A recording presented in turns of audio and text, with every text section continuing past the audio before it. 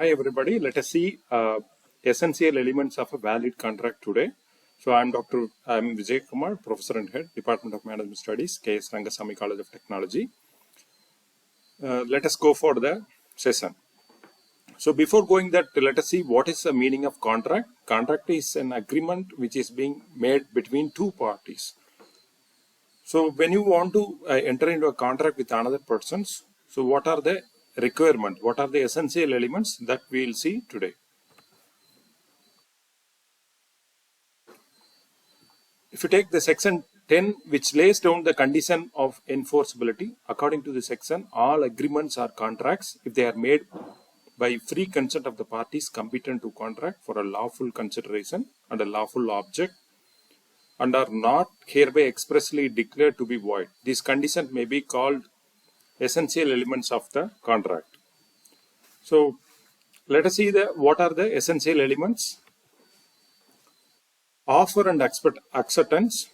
That means when you want to form a contract, there must be offered by somebody and there must be an accepted by somebody. So there must be a lawful offer and a lawful acceptance of an offer, thus resulting in an agreement. So that offer that should be lawful, even acceptance should also be lawful. The adjective lawful implies that our offer and acceptance must satisfy the requirements of the contract and act in relation thereto. So illegal offer you should not make, illegal acceptance you should not make. That is the meaning of lawful here. That is the first condition to be fulfilled. And the parties to the contract should have intention to create legal relations. As I told you before, that should be you should have the intention to create a contract that should be legal. There must be intention between parties that an agreement should be attached by the legal consequences and create legal obligations. The agreements of a social or domestic nature do not contemplate legal relation, and as such they do not give rise to a contract. For example, a father is asking his son to do certain work, so that is a domestic work. You are doing something for a social oriented, so which does not give rise to the contract. So there must be an intention between parties that should have the intention of creating legal relation. Then only the contract is a valid one. The third important consideration is that contract should be made for a lawful consideration. So if there is a contract, there should be a consideration. Without consideration, you cannot call it as a contract. But even that consideration, you should have a lawful entity. So the third essential element of a void contract is the presence of consideration. A consideration has been defined as a price paid by one party for the promise of the other party. An agreement is legally enforceable only when each of the parties to it gives something and gets something. So if you are going for a contract, that means you have to give something and somebody has to get something. Same thing. The something given or the obtained is a price for the promise and is called as consideration. That something is called as a consideration. The fourth important essential element of a valid contract is capacity of the parties. The parties entering into a contract, that means an offerer or an acceptor, there must be capacity to enter into a contract. That means they are not minor, they are not mentally challenged persons, or the person who is involved in the contract should not have drunken. So these are the things has to be considered. The parties to an agreement must be competent to a contract.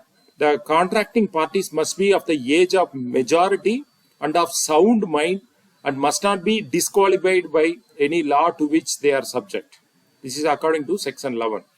If any of the parties to an agreement suffer from minority, lunacy, idiocy, drunkenness, the agreement is not enforceable at law. When you take it, any problem, if you take it to court, that cannot be enforceable by law. Then fifth important aspect for an validity of a contract is free consent.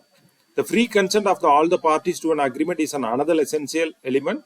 This concept has two aspects. Consent must be made and should be free of any pressure and misunderstanding. Consent means the parties must have agreed upon the same thing in the same sense.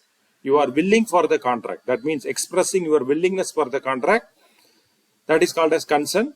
If the agreement is induced by coercion, undue influence, or fraud, or misrepresentation, or mistakes, the contract may be turned out to be either voidable or void depending upon the nature of flaw in the consent of the party to the agreement. If you are forcing somebody to enter into the contract, for example, you are having a piston with you and asking to making them to other person to sign. If they are not signing, then you say that I will kill you with my piston. So that is called as coercion. Then undue influence, since you are having some power over other persons, you are inducing them to enter into the contract. That is called as undue influence. For example, a teacher may influence a student to do something. So that is called as an undue influence.